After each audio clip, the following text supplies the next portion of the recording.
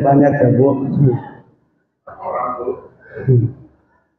Alhamdulillahirabbil alamin wa kafa tsumma sholatu ala nabiyil mustafa wa ala alihi wa ashabihi ahli sidqi wal wafa. Biridhoillahi ta'ala wa li syafaati rasulillah wa ala kulli ma nawabihi salafunas sholihun ajarona wa ajarahumullahu al-fatihah. A'udzu billahi minasy syaithanir rajim. Bismillahirrahmanirrahim. Alhamdulillahi rabbil alamin. Ar-rahmanir rahim. Maliki yaumiddin. Iyyaka na'budu wa iyyaka nasta'in. Ihdinas siratal mustaqim. Shiratal ladzina an'amta 'alaihim ghairil maghdubi 'alaihim waladdallin. Amin. Berkah Fatihah buat yang sedang sakit, Pak Haji Saiful Bahri ya, dan juga mungkin beberapa jamaah yang sedang Allah berikan ujian berupa sakit, mudah-mudahan Allah angkat sakitnya. Dan juga teman saya ibundanya Rani lagi dirawat di rumah sakit karena stroke, mudah-mudahan cepat Allah sembuhkan dan bisa beraktivitas seperti sedia kala, dan mudah-mudahan dengan sakit tersebut bisa menjadi kifarat terhadap dosanya. Al-Fatihah. A'udzu billahi minasy syaithanir rajim. Bismillahirrahmanirrahim. Alhamdulillahi rabbil alamin. Ar-rahmanir rahim. Maliki yaumiddin. Iyyaka na'budu wa iyyaka nasta'in. Ihdinas siratal mustaqim. Shiratal ladzina an'amta 'alaihim ghairil maghdubi 'alaihim waladdallin. Amin. Pertama, marilah kita panjatkan puji dan syukur kehadirat Allah Subhanahu wa taala azza wa jalla, yang mana dengan kudrat dan iradatnya alhamdulillah di malam yang penuh dengan barokah ini kita masih diberikan nikmat iman dan juga nikmat Islam serta nikmat sehat, sehingga kita masih bisa melaksanakan salah satu kewajiban kita selaku ummatul muslimin dan ummatul mukminin, melaksanakan sholat maghrib dan juga sholatul isya secara berjamaah, dan dilanjutkan di tengah-tengahnya dengan kajian. Mudah-mudahan segala kebaikan yang sudah kita laksanakan, sekecil apapun, bisa menjadi amal ibadah dan bekal buat kita semuanya. Dan mudah-mudahan segala khilaf dan juga kesalahan yang sudah kita lakukan, mudah-mudahan Allah mengampuninya. Al-Fatihah. A'udzu billahi minasy syaithanir rajim. Bismillahirrahmanirrahim. Alhamdulillahi rabbil alamin. Ar-rahmanir rahim. Maliki yaumiddin. Iyyaka na'budu wa iyyaka nasta'in. Ihdinas siratal mustaqim. Shiratal ladzina an'amta 'alaihim ghairil maghdubi 'alaihim waladdallin. Amin. Salawat teriring salam semoga tercurahkan pada Nabi akhir zaman, Nabi penutup semua umat, yakni Habibana wa Nabiyana Muhammad sallallahu alaihi wasallam, kepada keluarganya, para sahabatnya, dan juga para pengikutnya, termasuk kita semuanya. Amin ya Allah ya Rabbal alamin.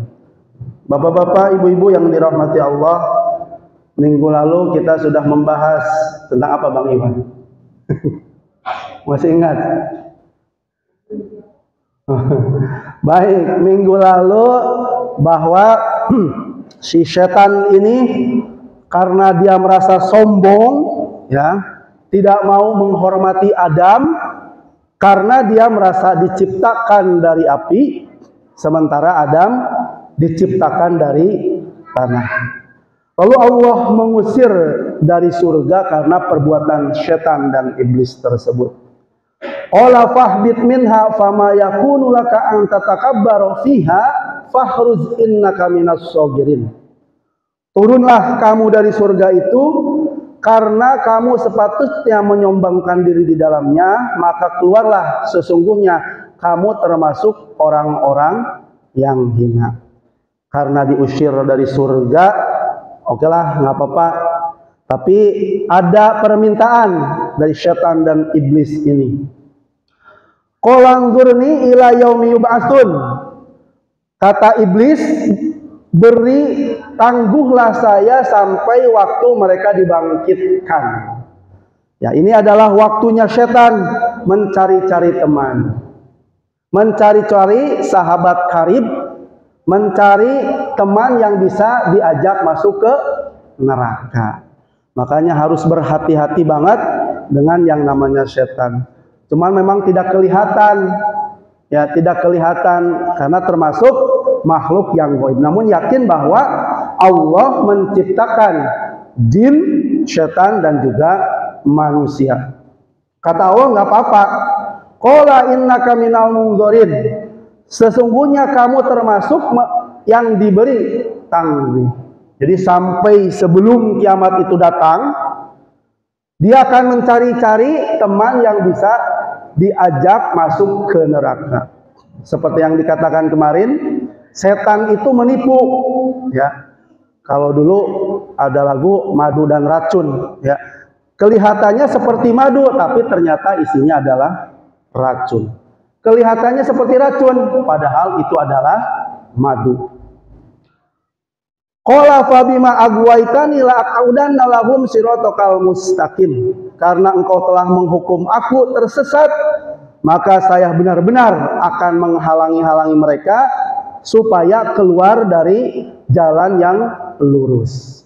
Ya, jadi sampai dengan saat ini, dan dia berkeliarannya bukan hanya di tempat-tempat maksiat aja, di masjid pun termasuk juga setan itu berkeliaran agar mengajak manusia bisa dibawa, bisa mengikuti apa yang dimaui oleh setan tersebut ke neraka.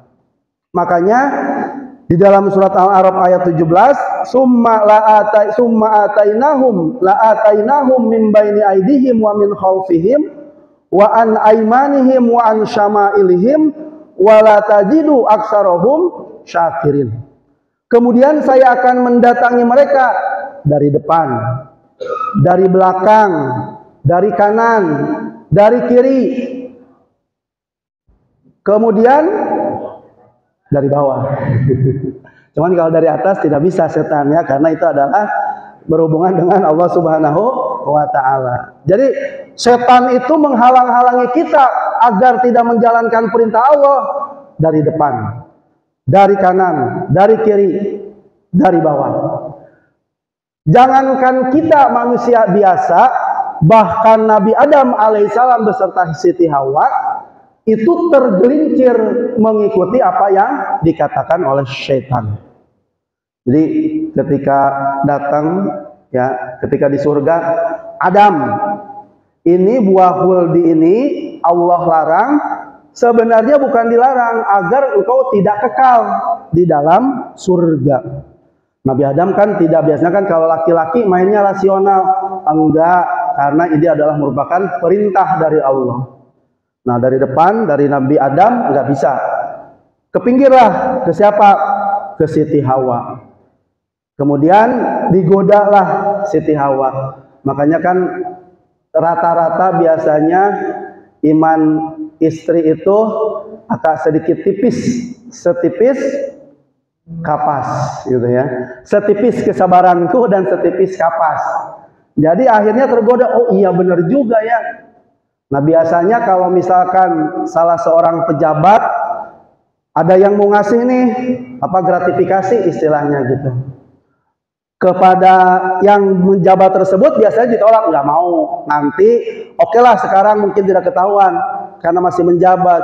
Nanti setelah saya tidak menjabat akan kena KPK. Ini secara manusiawinya dulu nih.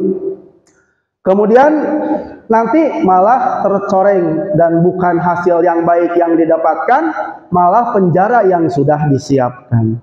Akhirnya biasanya melalui istrinya, Bu, Ibu udah punya berlian belum? Belum katanya. Udah ada sih banyak, cuman koleksi yang terbaru belum ada. Nah, biasanya kan makanya memang perempuan itu salah satu yang diberikan kesukaan terhadap perhiasan. Ya, nggak apa-apa selama perhiasannya tersebut didapat dengan cara yang halal.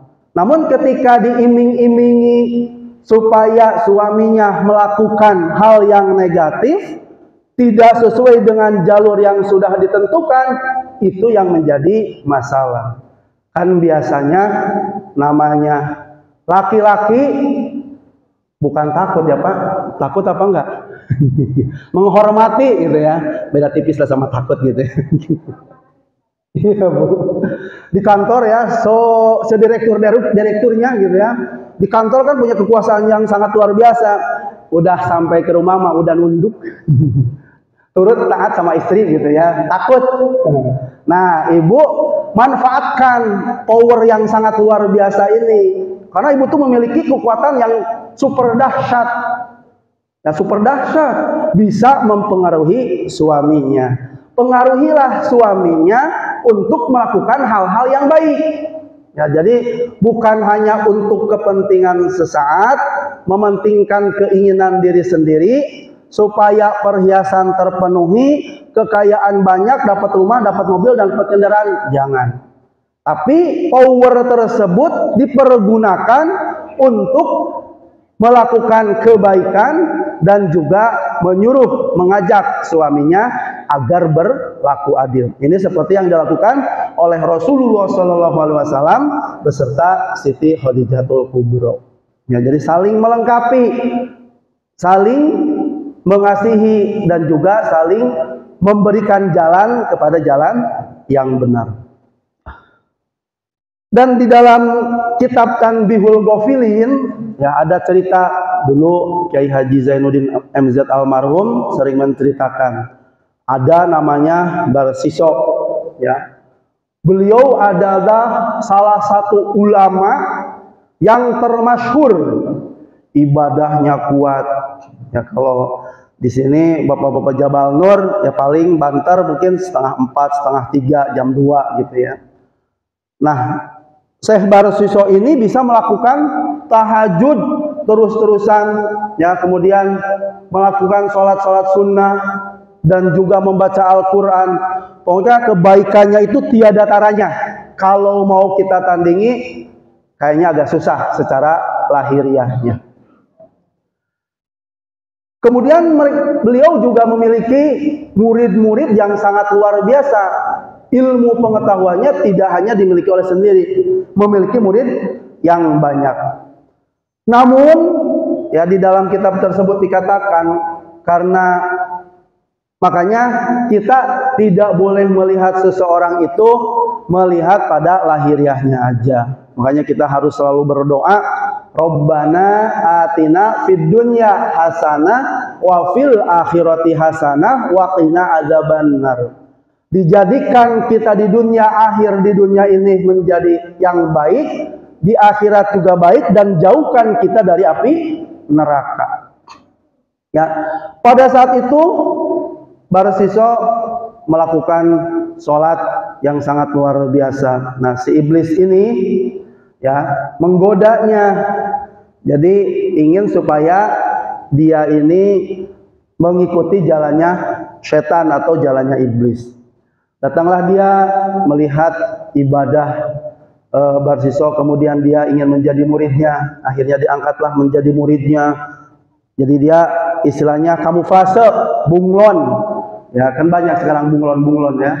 Kalau ingin jabatan, ingin dapat proyek, ya biasanya bunglonnya itu keluar. Waduh, dipuji-pujinya, dibaiki-baikinya. Padahal di belakang manusuk. Ya, Itu tidak sedikit orang-orang yang seperti inilah yang dilakukan oleh syaitan. Akhirnya saat sudah menjadi muridnya, diajaklah katanya, ayo kita main judi katanya. Kalau sekarang judol kali ya, judi online lagi marak tuh, nauzubillah summa nauzubillah. Judi enggak, karena itu termasuk dosa yang besar. Berzina, oh enggak, itu juga termasuk dosa yang besar. Oke deh kalau gitu, yuk kita ke hutan aja. Mari kita minum minuman khamr. Kemudian di sana kan memang tidak ada orang. Ya akhirnya tergodalah Barsiso ini. Makanya setan itu tidak akan pernah berhenti untuk menggoda manusia agar bisa mengikuti apa yang menjadi kehendaknya. Kejadianlah dia minum khamr. Kemudian juga setelah namanya minum khamr, mabuk, ya nggak tahu juga rasanya sih, karena nggak tahu juga gitu. Cuman digambarkan dalam keadaan kondisi fly, katanya kalau ada kata anak-anak sekarang gitu ya, lagi nge-fly. Kemudian melihat penjaganya itu seorang perempuan, akhirnya dilakukanlah perzinahan. Kemudian suaminya ada di situ mau membunuh Barsiso, atau kata setan, bunuhlah. Lalu yang tadinya tidak mau berzina, tidak mau mencuri, semuanya itu dilakukan oleh Barsiso. Akhirnya datanglah para penduduk yang ada di situ, disaliblah dia, dan setelah itu baru setan mengaku bahwa yang dilakukan itu adalah oleh setan. Kata setan, kalau mau pengen selamat, kamu ikutin saya. Mau ikutin gimana? Kata Barsiso, sementara saya diikat, gitu ya. Lalu kedipkan aja mata. Akhirnya dia mengkedipkan matanya, dan pada saat itu nyawa Barsiso diangkat oleh Allah Subhanahu wa taala menjadi su'ul khotimah. Nauzubillah tsumma nauzubillah. Nah, itulah kekuatan setan, ya, ulama yang sangat luar biasa sekalipun yang memiliki pengetahuan yang luar biasa, ilmu yang sangat tinggi, bahkan implementasinya pun sangat hebat, itu bisa tergoda. Apalagi kita, ya, remah-remah rangginang gitu yang tidak kelihatan, ya ibadahnya juga biasa-biasa aja gitu ya, itu akan digoda oleh setan. Ulama yang besar sekalipun setannya digoda, apalagi kita. Namun biasanya katanya setannya ulama lebih besar lagi. Jadi kalau setan untuk yang menggoda kita, jadi nilainya tingkatannya masih kopral lah gitu kalau di tentara gitu ya. Tapi kalau yang ulama itu yang menggodanya pun sama, tingkatannya jenderal. Jadi taktik dan tipu dayanya lebih dahsyat lagi. Ya. Nah, itulah salah satu contoh-contoh yang konkret yang memang yang dilakukan oleh setan agar manusia ini tergelincir mengikuti apa yang diinginkan oleh syaitan. Ya, ini sebenarnya materinya tentang masalah sombong yang sebelumnya, bahwa setan dikeluarkan dari surga. Kenapa? Karena kesombongannya. Ya, karena kesombongannya. Makanya kita harus menjauhi dari sifat sombong, ujub, dan juga takabur. Kenapa? Karena bahaya orang-orang yang sombong, yang pertama adalah dibenci oleh Allah Subhanahu wa taala dan juga Rasulullah Shallallahu alaihi wasallam. Ini sebagaimana termaktub di dalam surat Luqman ayat 18. A'udzubillahi minasyaitonirrajim. Bismillahirrahmanirrahim. Wala tusa'ir khaddaka lin-nasi wala tamshi fil ardi marha innallaha la yuhibbu kulla mukhtalin fakhur. Dan janganlah kamu memalingkan wajah dari manusia karena sombong, dan janganlah berjalan di muka bumi dengan angkuh.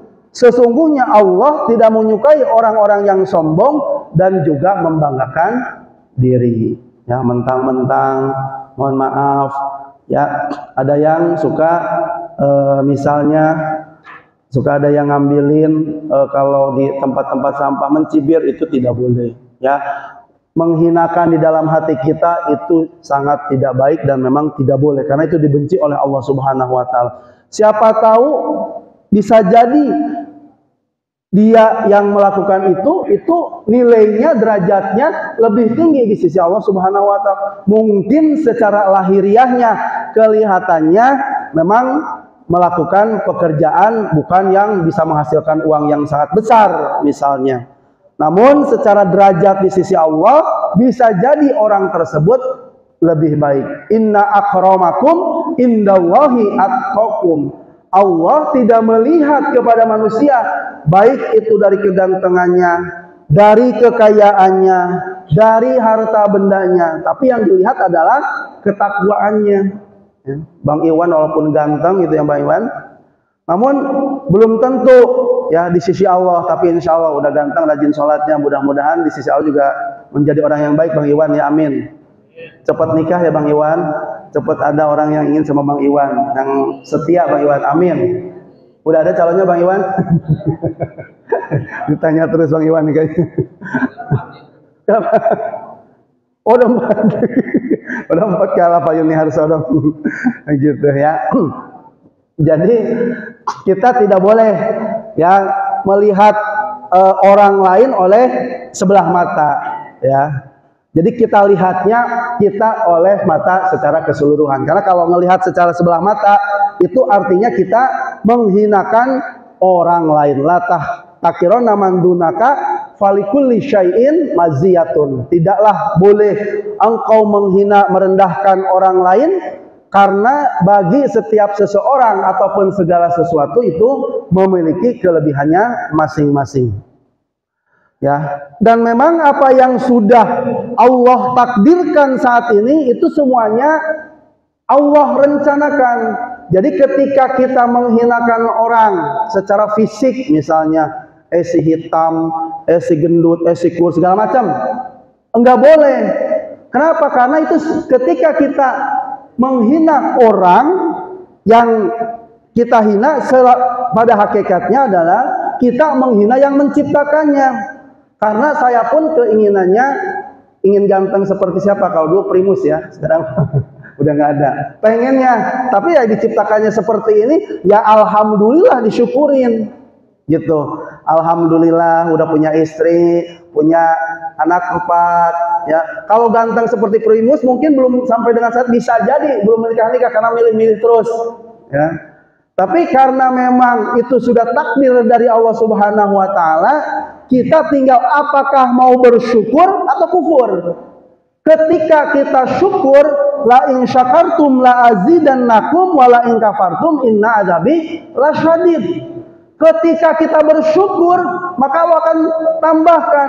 Kita bersyukur punya mobil 1, alhamdulillah, nanti akan ditambahkan menjadi 2. Rumah dapat 1, alhamdulillah, insya Allah nanti akan ditambahkan menjadi 3. Pak Yuni Harso istrinya 1. Ketika bersyukur mau ditambahkan ke Pak Yuni Harso. Kayaknya harus izinnya agak berat nih kayaknya. Gitu ya. Enggak, kalau istri udah cukup 1 ya. 1 diperbaikin aja gitu. Jadi bersyukurnya dari yang lain, enggak usah ditambah-tambahin. 1 aja cukup. Insya Allah berkah. Daripada banyak tidak bisa berlaku adil, malah bisa membuat kita jadi siksaan nanti gitu ya. Dan jadi cukup 1 ya Bang Iwan, 1 dulu ya Bang Iwan, cepetan insya Allah, mudah-mudahan bisa dapat jodohnya Bang Iwan ya. Ya. Jadi bersyukur, ketika kita mendapatkan nikmat, bersyukur, maka Allah akan tambahkan. Dan kejadian yang ada di dunia ini ya itu bukan kebetulan, karena Allah sudah tetapkan, sudah sampaikan beberapa kali kalau di dalam ilmu tauhid gitu ya. Namanya planning Allah itu adalah namanya suluhi qadim.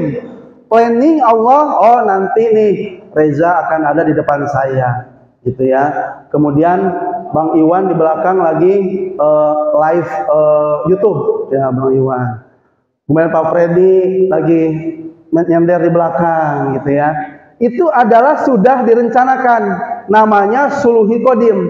Tapi sekarang tanjiji hadis itu, oh ternyata yang direncanakan oleh Allah itu kejadian, dan itu adalah namanya tanjiji hadis gitu. Ya misalnya Malam ini karena saya haus, minum dulu. Ini adalah sudah rencananya dari Allah Subhanahu wa taala. Tapi karena haus saya minum dulu, boleh nggak ibu-ibu bapak-bapak semuanya? Cuman satu ya, aduh ini udah berapa kali nih saya mau pengen agak banyak ya. Bentar, bismillahirrahmanirrahim. Mau apa lah ya, kalau ibu-ibu kan dengarkan dulu bentar.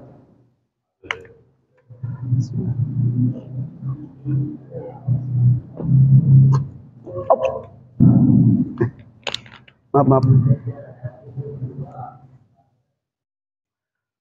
Ya, alhamdulillahirabbil alamin. Manusia kalau bersyukur walaupun dikasih air putih, alhamdulillah, yang lain nggak dapat. Tapi kalau yang kufur, ya ini aquanya mereknya Ahyaqua, bukan yang bagus. Itu kalau yang kufur. Nah, ini cuma air putih doang. Pengennya yang berwarna.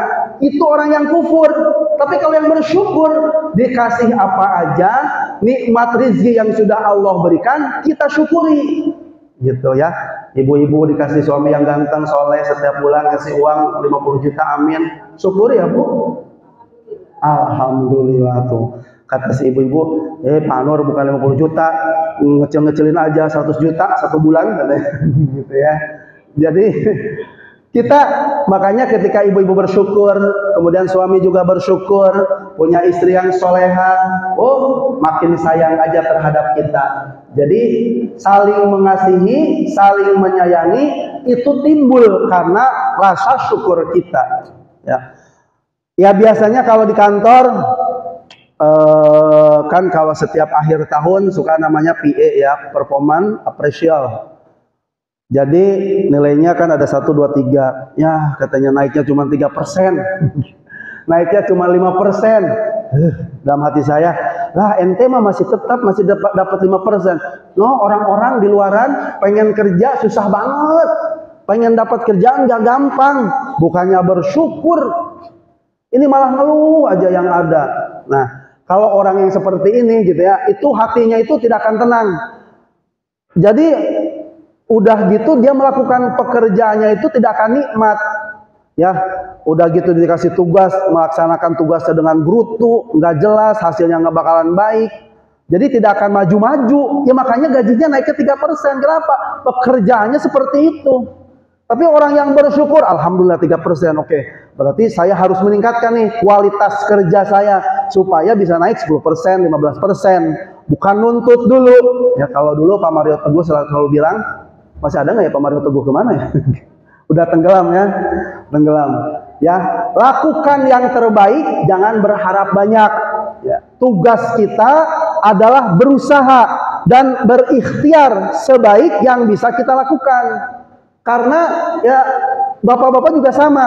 Kalau kita punya perusahaan, kita ngelihat anak buah kita ataupun karyawan kita giat, gak mungkin kita memberikan insentifnya seala kadarnya. Udah menghasilkan banyak terhadap perusahaan kita, memberikan kontribusi yang sangat luar biasa. Itu otomatis secara pemilik pun akan memberikan yang terbaik. Tapi kitanya jangan berharap banyak supaya apa? Supaya tidak kecewa. Ya. Nah inilah bahwa kita tidak boleh bersombong ria, karena ini dibenci oleh Allah Subhanahu wa taala dan juga dibenci oleh Rasulullah sallallahu alaihi wasallam. Ya, terutama yang tadi menghinakan manusia, karena di dalam surat At-Tin, laqad khalaqnal insana fi ahsani taqwim, bahwa manusia sudah diciptakan dalam bentuk yang sebaik-baiknya. Ya. Saya juga nggak putih, namun alhamdulillah hidungnya masih ke bawah, tangan, telinga juga masih tidak ke atas. Kalau telinga ke atas, kalau hujan nanti kayak congean gitu ya. Kemudian juga kalau hidung lubangnya ke atas, kena hujan terus, kena flu terus gitu. Makanya tidak boleh menghinakan manusia dari sisi fisiknya, dari sisi apapun. Kenapa? Karena Allah yang telah menciptakan manusia. Lalu yang kedua, bagi orang yang sombong itu akan diabaikan oleh Allah Subhanahu wa taala azza wa jalla. An Abi Hurairah radhiyallahu an qala Rasulullah sallallahu alaihi wasallam, salasatun la yukallimuhullahu azza wa jalla yaumal qiyamah, asy-syaihul zani wal ailu muzhu wal imamul kadzdzab. Dari Abu Hurairah radhiyallahu anhu, Rasulullah shallallahu alaihi wasallam bersabda, 3 golongan yang tidak akan diajak bicara oleh Allah pada hari kiamat. Yang pertama adalah seorang yang sudah tua tapi kelakuannya masih tetap berzina, naudzubillah summa naudzubillah. Ya, kalau diinvestigasi dulu pernah ngelihat, ya Allah, tidak sedikit dalam tanda kutip udah bau tanah gitu ya. Kalau kelihatan secara fisiknya udah nggak tahu tinggal berapa tahun lagi gitu ya. Tapi malah melakukan hal-hal yang dilarang oleh Allah Subhanahu wa taala, yaitu asyaikhuz zani. Ini yang dibenci dan tidak akan diajak bicara nanti di yaumul kiamah. Kemudian yang kedua, orang miskin namun sombong. Nah ini ya, yang kaya sombong, walaupun nggak wajar juga, masih adalah yang bisa disombongkan. Yang punya jabatan sombong masih mending. Yang punya kekuasaan sombong masih. Lah ini sudah miskin sombong, apa yang dibanggakan? Makanya sangat dibenci oleh Allah Subhanahu wa taala azza wa jalla. Bukan menghinakan masalah miskinnya, miskin dan kaya itu adalah takdir yang sudah Allah tentukan. Namun iri dan dengki terhadap orang lain itu yang dipermasalahkan, ya. Kalau ngelihat tetangganya beli mobil baru, kemudian beli Alphard, rumahnya misalkan baru direnovasi, itu namanya mulut-mulut netizen gitu ya. Wah, jangan-jangan itu katanya hasil dari korupsi gitu ya. Itu hasil dari gratifikasi gitu. Jadi nuduhnya yang enggak. Ya sudah, kita doakan kalau misalnya memang saat ini kita belum dianugerahi oleh Allah kelebihan harta, kita doakan. Siapa tahu orang tersebut berbuat baik terhadap kita, atau bahkan Allah memberikan langsung rizki terhadap kita semuanya. Jadi bukan malah mencibir, ya, malah jangan sampai menghinakan dan bahkan menuduh orang lain melakukan yang tidak baik. Kemudian yang ketiga, wal imamul kadzdzab, yang tidak akan diajak bicara oleh Allah Subhanahu wa taala pada hari kiamat, al imamul kadzdzab, imam yang bohong, pemimpin yang bohong. Ya, kalau kemarin kan apa namanya, yang pilkada gitu ya, ya Pak Widodo katanya, Pak Widodo. Kalau pilkada itu biasanya sebelum pilkada datang-datang, tapi kalau udah jadi lupa gitu ya. Tapi mendingan harus kayak PilKB. Jadi kalau kayak PilKB lupa, tapi habis itu jadi gitu. Jadi ketika misalkan sebelum menjadi menjabat, nggak usah datang ke rakyat, tapi setelah jadi menjabat ingat terhadap rakyat. Janji-janjinya memang tidak ada, tapi realisasinya diimplementasikan. Melihat masjid yang agak kurang bagus diperbaiki, melihat jalan yang tidak baik diaspal, dibeton, bahkan diperbaiki, melihat lampu-lampu jalan penerangan masih gelap diperbaiki.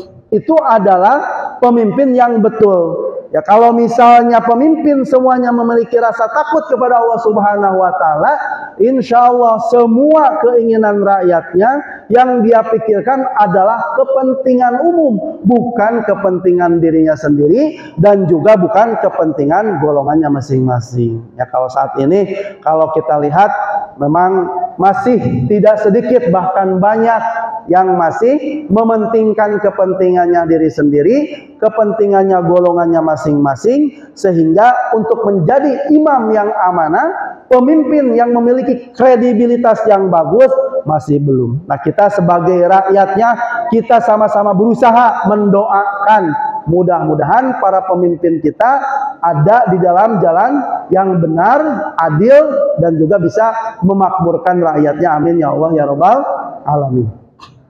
Lalu yang ketiga, bahwa salah satu menjadi permasalahan atau menjauhi sifat sombong itu dikarenakan dia akan menjadi makhluk yang hina, seperti di dalam surat Al-A'raf ayat 146.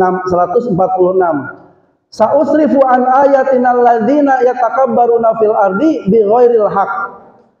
Aku akan palingkan dari tanda-tanda kekuasaanku orang-orang yang menyombongkan diri di bumi tanpa alasan yang benar. Kalaupun mereka melihat setiap tanda kekuasaanku, mereka tetap tidak akan beriman kepadanya, dan jika mereka melihat jalan yang membawa petunjuk, mereka tidak akan menempuhnya. Tetapi jika mereka melihat jalan kesesatan, mereka menempuhnya. Yang demikian itu adalah karena mereka mendustakan ayat-ayat kami dan mereka selalu lengah terhadapnya.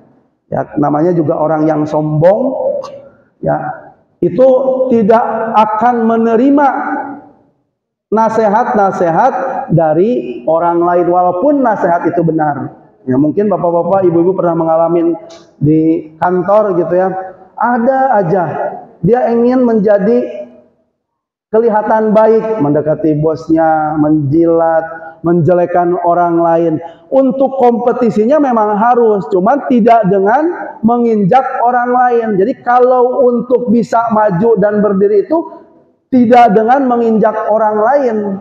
Ya, ini menjelekan di belakang, wah pokoknya begini, sehingga kalau memang pemimpinnya bagus, bisa objektif, alhamdulillah. Tapi kalau pemimpin yang tidak bagus, kemakan omongannya, akhirnya dia akan merusak orang lain, baik dari sisi karir ataupun di dalam yang lainnya. Namun pada hakikatnya, orang-orang yang seperti ini, itu kasihan sama dirinya sendiri. Karena dia akan melubangi untuk kehidupannya, dia akan terjerumus ke dalamnya. Kan makanya untuk kesombongan ini bukan hanya di akhirat, di dunia pun udah akan kelihatan. Ya, bagaimana kita memperhatikan orang-orang yang memiliki kesombongan, pasti tidak akan disukai oleh semua manusia, tidak akan disukai oleh semua orang. Ya, makanya harus jaga sikap kita agar tidak sombong, karena orang yang sombong itu akan menjadi makhluk yang hina. Lalu yang keempat, orang yang sombong itu hatinya terkunci. Sebagaimana firman Allah di dalam surat Ghafir ayat 35, alladzina yujadiluna fi ayatillahi bighairi sultanin atanahum katsiran kabura maktan indallah wa indal ladzina amanu kadzalika yuti'ullahu ala qalbi mutakabbirin jabbar. Alladzina yujadiluna fi ayatillah, yaitu orang-orang yang memperdebatkan ayat-ayat Allah bighairi sultanin, tanpa ada alasan yang kuat, atahum kaburomaktan indallah, maka amat besar kemurkaan bagi mereka di sisi Allah dan juga di sisi orang-orang yang beriman. Demikianlah Allah mengunci hati orang-orang yang sombong dan juga yang sewenang-wenang. Makin terbiasakan suatu perbuatan, kalau kita dilakukan dengan berulang-ulang, itu akan menjadi kebiasaan. Kebiasaan yang diulang-ulang akan menjadi karakter. Ya, karakter orang yang sombong memang tidak gampang. Makanya Allah akan mengunci hati orang-orang yang sombong. Dikasih masukan, tidak mau diterima. Dikasih feedback, enggak mau. Pokoknya yang penting saya senang, apa yang saya lakukan benar menurut saya, peduli amat sama orang lain. Itulah orang-orang yang sombong. Lalu yang kelima, bahwa orang yang sombong itu adalah pengikut iblis.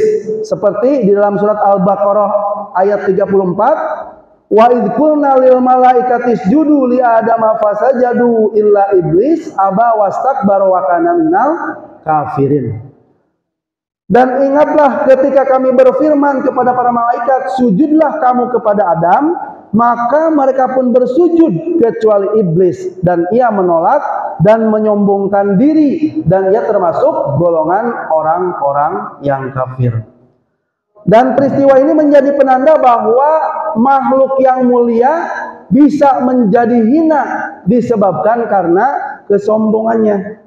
Kan setan juga tadinya makhluk yang mulia, Allah ciptakan dari api, tapi karena kesombongannya Allah usir dari surga karena dia memiliki sifat sombong, sifat ujub, dan juga sifat takabur.